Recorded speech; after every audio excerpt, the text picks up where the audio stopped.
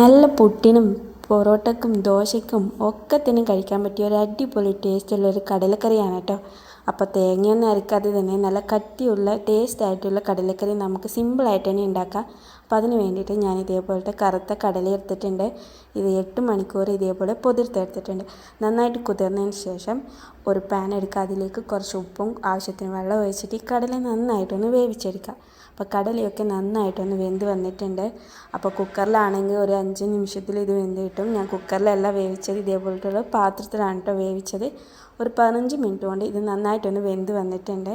ഇതിന് ശേഷം ഒരു മിക്സി ജാർ എടുക്കുക. അതിലേക്ക് നമ്മൾ വേവിച്ച് വെച്ച കടല, ഇതേപോലുള്ള പഴുത്ത ഒരു 3 തക്കാളി, ചെറിയ ഉള്ളി ഒരു 4-5 പീസ്, ഇതൊക്കെ എടുത്തതിന് ശേഷം കുറച്ച് കടല വേവിച്ച വെള്ളം കൂടി ചേർത്ത് നല്ല ഫൈനായിട്ടൊന്ന് അരച്ചെടുക്കാം.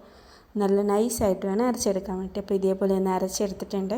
ഇനി ഇതിലേക്ക് നമുക്ക് ഒരു പാൻ എടുക്കുക. പാൻ നന്നായിട്ടൊന്ന് ചൂടായതിന് ശേഷം അതിലേക്ക് 2 ടേബിൾ സ്പൂൺ ഓയിൽ ചേർക്കുക. ഓയിൽ നന്നായിട്ടൊന്ന് ചൂടായതിന് ശേഷം കുറച്ച് കസകസ, പിന്നെ അതിലേക്ക് നല്ല പെരിഞ്ചീരകം ചേർത്ത്, പെരിഞ്ചീരകം നന്നായിട്ടൊന്ന് ബ്രൗൺ നിറമാകുമ്പോൾ അതിലേക്ക് ചെറിയ ഉള്ളി ഇതേപോലെ മൂവായിട്ട് അത് കൂടി ഇട്ട് കൊടുക്കുക.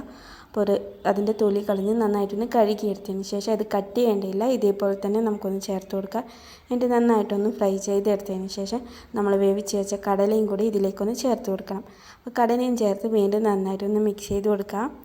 ഇനി നമ്മൾ മിക്സിയിൽ അരച്ച തക്കാളിയുടെയും കടലയുടെയും അതിൻ്റെ പേസ്റ്റും, പിന്നെ നമ്മൾ വേവിക്കുമ്പോൾ കുറച്ച് വെള്ളം ചേർത്തിട്ടുണ്ടല്ലോ, ആ വെള്ളം കൂടി ഇതിലേക്ക് ചേർത്തിട്ടുണ്ട്.